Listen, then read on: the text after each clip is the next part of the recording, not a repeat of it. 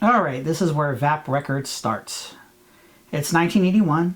NTV, the television network, Nippon Television Network, starts a record label and a audiovisual label called VAP Records.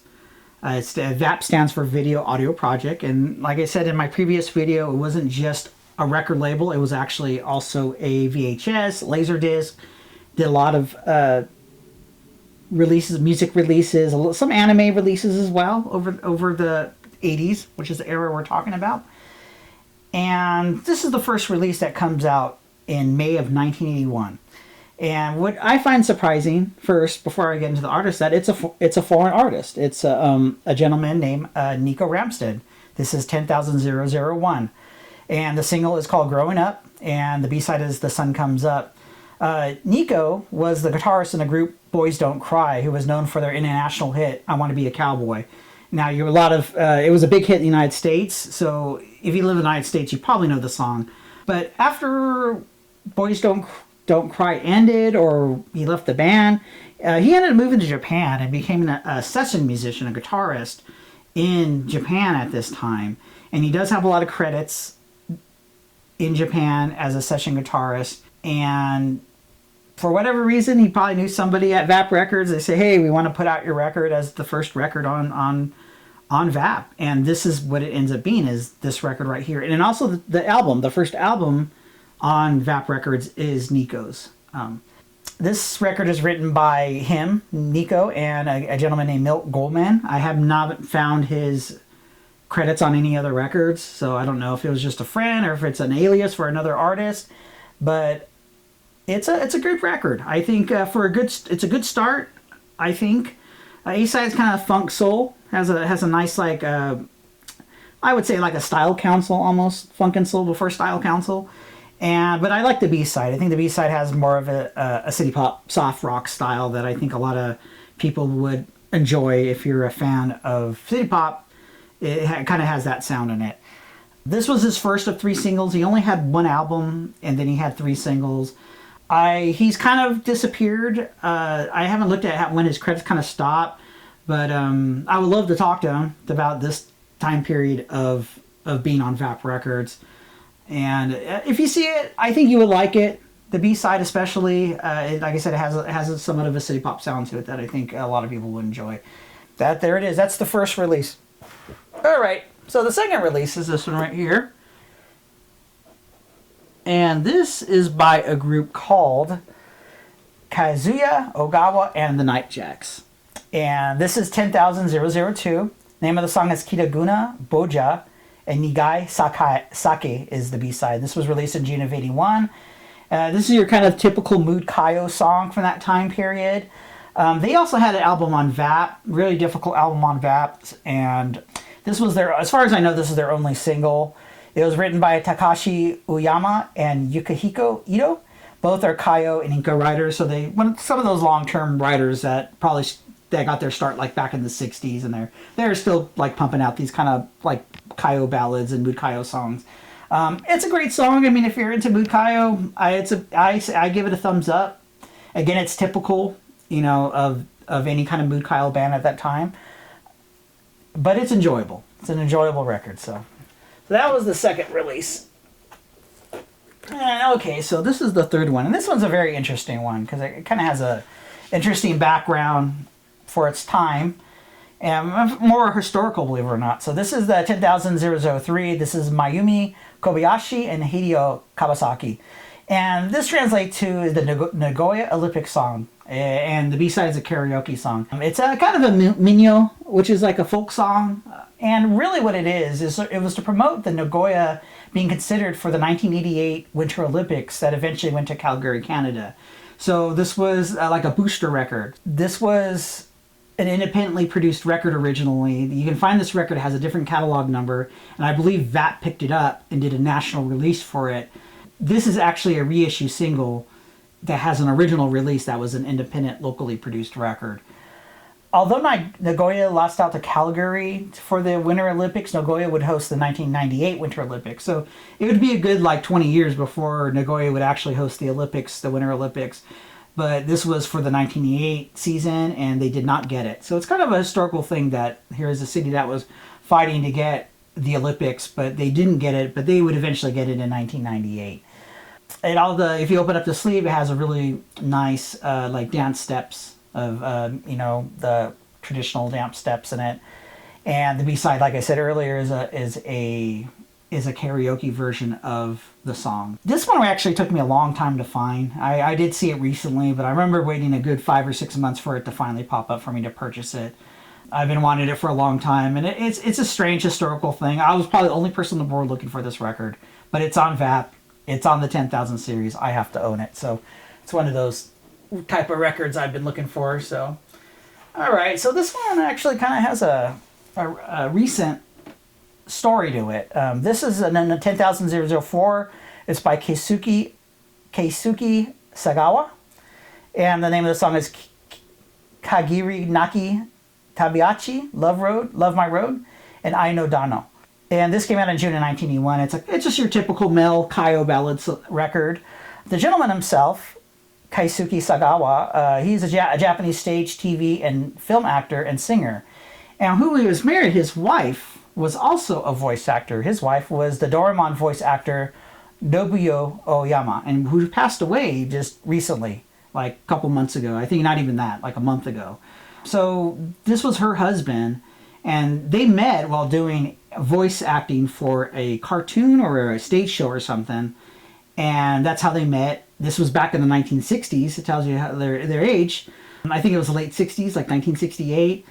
So they eventually married, and they were married until he passed away at age 80 in 2017. So he passed away, almost 10 years ago, about 7 or 8 years ago. And so his wife just recently passed away last month, which is Nobuo Oyama. So it's kind of, when I was doing the research, I was kind of surprised that, oh, wait a second, I kind of know this guy. When before I didn't know, I just thought it was just some actor, but he does have a connection to Doraemon, with his wife being the voice actor for Doraemon, and who recently passed away. Music by Issei Awaki and arranged by Motoki Funayama.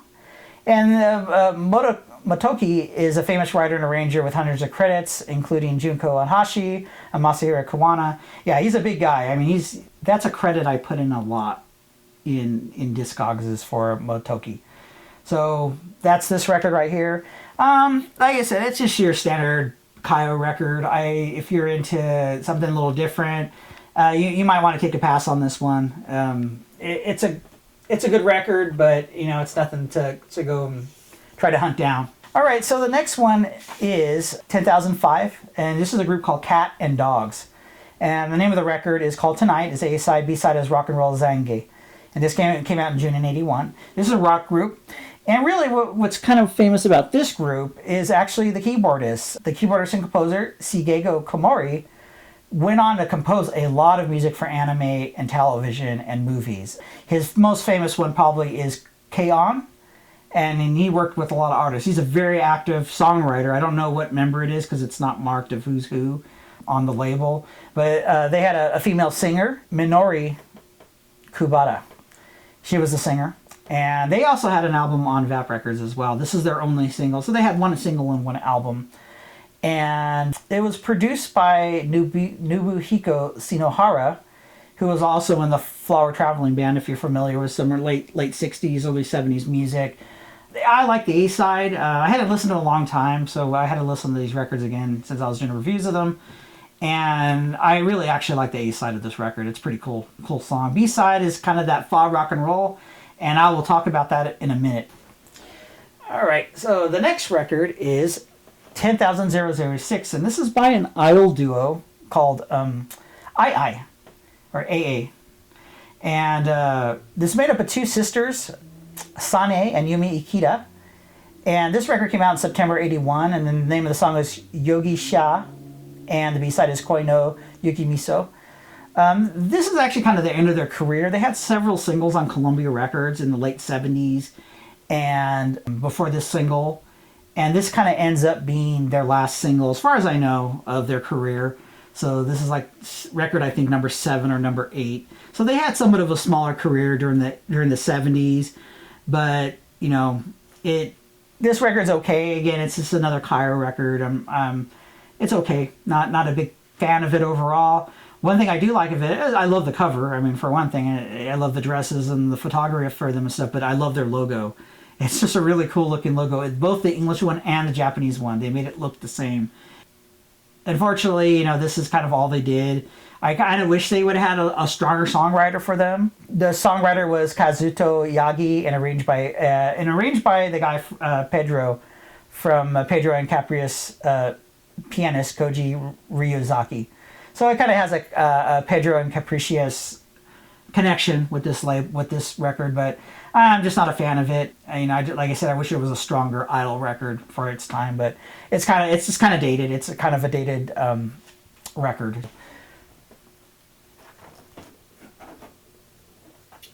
All right, so this is the first anime-related record right here, but also the first by a group that would go on to have a somewhat really big career, and that's by a group called The Tunnels.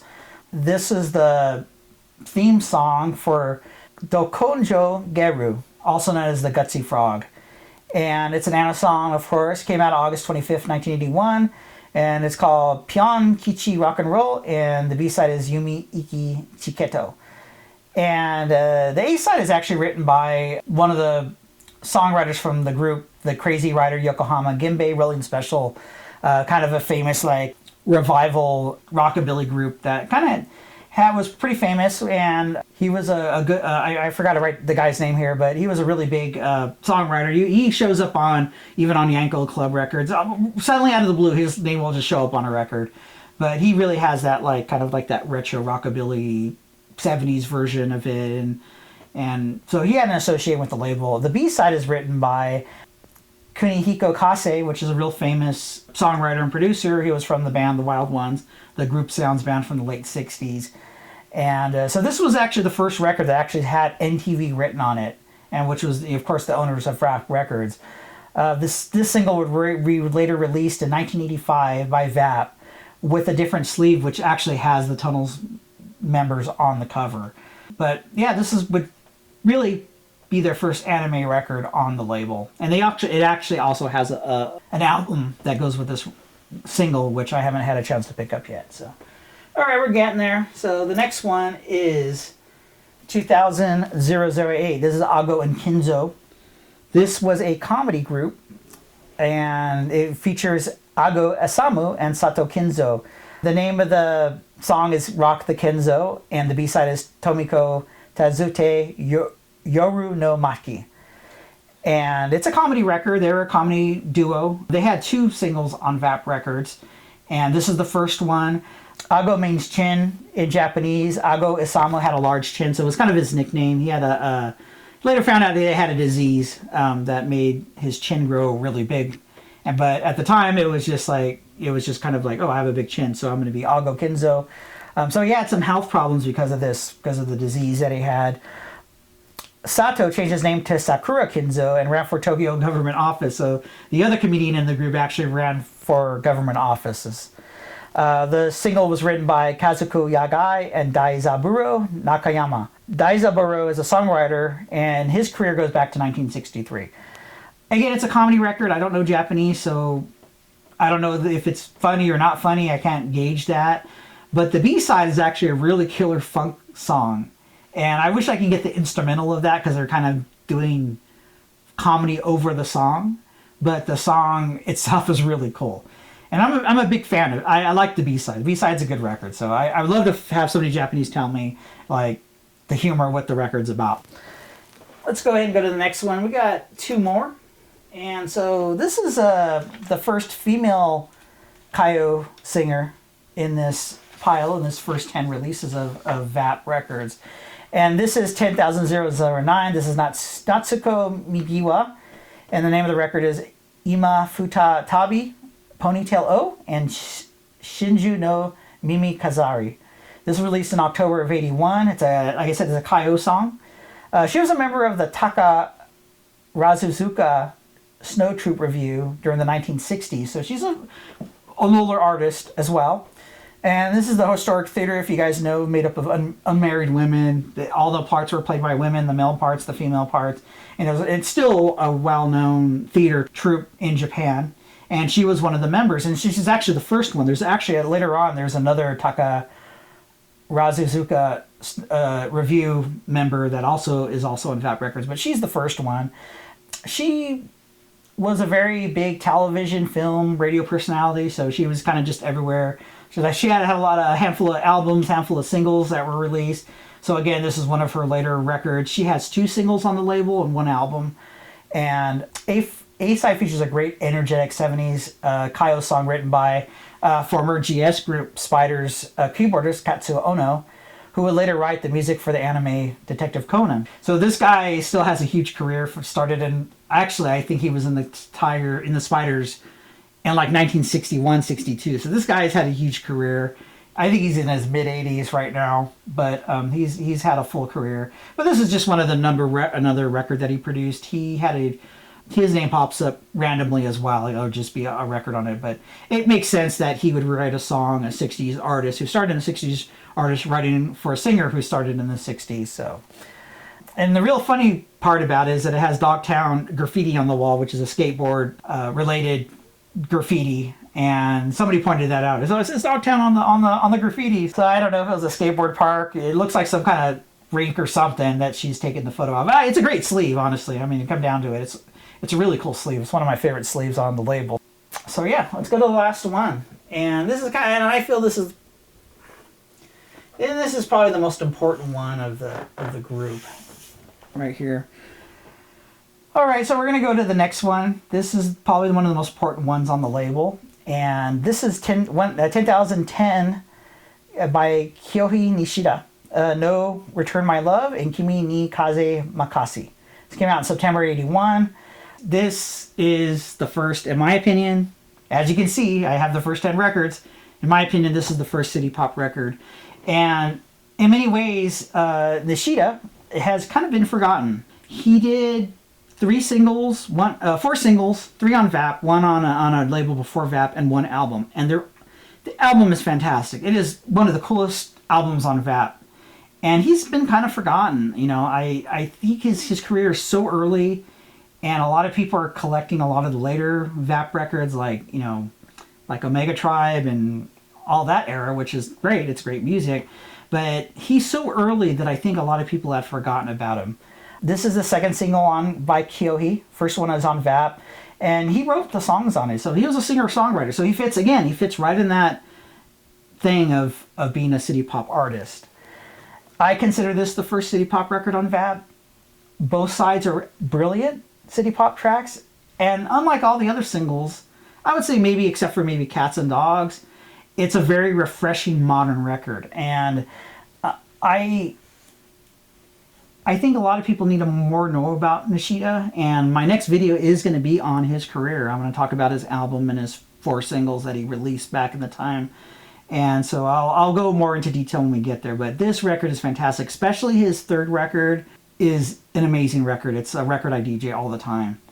So that's the first 10 releases on VAP Records. And so now you have a good cross-section of what was kind of going on at the time with them. And in many ways, it's a cross-section of styles that were going on at the time. So you have your city pop record, you have your Kaio, female Kaio, comedy, anime, idol, rock, male Kaio, minyo, mood Kaio, and a foreign record. so you get a little bit of everything with these records. So. And again, they just haven't, in my opinion, I don't think VAP has found its voice yet. I think they find it with this record right here. I think they find it with Nishida's album and a single. But unfortunately, he kind of gets lost, and I don't know if he didn't just sell a lot of records. But again, I'll go into more into detail. So you get a little bit of everything from this time period of the first 10 records. Now, I have my criticisms of these records, and the main one is that although it's 1981, these records are culturally the 1970s, every single one of them, except for this one. And I would say Let's see. I would say these two are probably the... I would say these two records right here are probably the most contemporary records of what was going on in 1981. I don't think the other ones are the very, very 70s Kyo. I do like... this is a killer record. I think that's a really cool song, a very energetic song, but it's very 70s. Even though it's a great record, it's culturally, it's the 70s, and it sounds like the 70s, even though it's a kick-ass record. But these are really the only two bands on these first two singles that sound like it's something from 1981. And I do know, especially when I'm going to say this with the Kyo records, and especially when you get into the Incas, like these labels always have to have an Inca record or a Kyo record because, you know, that's a huge market. You just didn't want to miss. You didn't want to get you always want to have something for some famous Inca artists. And trust me, the biggest artist on VAP with the most released is an Incan artist. So, and when we get there, we'll get there. We'll discuss that. So I think the other thing that I don't like is the Cats and Dog Tunnels and the Ago and Kinzo records have the same sound. They're practically the same record. Okay, so one of my big criticism also is that 3 of the releases have the same exact sound, and it's a sound I don't like, and it's that part of the reason why I don't like some Japanese rock music is they just have that rock and roll sound, that fall, like let's rock and roll, and these 3 records have that same exact sound. The A side for the Ago and Kinzo, the B side for Cat and Dogs, and the theme, and the names of the songs, they have the word rock and roll in it. So I don't like that sound. I'm not a big fan of that sound. And to have 3 records with the exact same sound on it is a little too much. And again, it might have been a thing at that time period, but here in 2024, it's a little too much for just the first 10 singles to have the same type of song on it. I'm not a big fan of those types of songs, even though these 3 records do have good songs on them. It's the other sides that I'm not. And you kind of sort of get away with it. One's an anime theme song and one's a comedy record. They're doing, in many ways, they're kind of doing it in jest, but at the same time, it's the same sound. There's no label identity yet either. I think that's the big thing right now at this point. I don't think the label doesn't get any identity until maybe in the next year, maybe 1982, 83 is when it starts kind of coming together for the label, where it start having a distinct sound. And I think at this time they're just kind of just throwing things out. They're just putting records out to see what happens, and then finally, really in closing, that's kind of really what the big thing is, that the label hasn't have any identity yet. It's getting there. I don't expect much for those first 10 records, but it's going to take a while to get there. So anyway, I do have some other label retrospectives I'm going to do. I'm going to continue all the way up through 10,030 for VAP, and this is the first video of it. I will be doing a retrospective for Nishida because more people need to know about him. I think he's kind of like a gem of early VAP that he's not quite known yet because of that. Anyway, thank you so much for listening to this video. I hope you learned a little something different. I'm not about like just talking about the same records that everybody else talks about. I really want to go deep with these labels and with these artists of what they were doing and what they were doing at their time. And this is kind of the beginning of it right here. Thank you very much, and I appreciate it, and look forward to my Nishida video next. Thank you.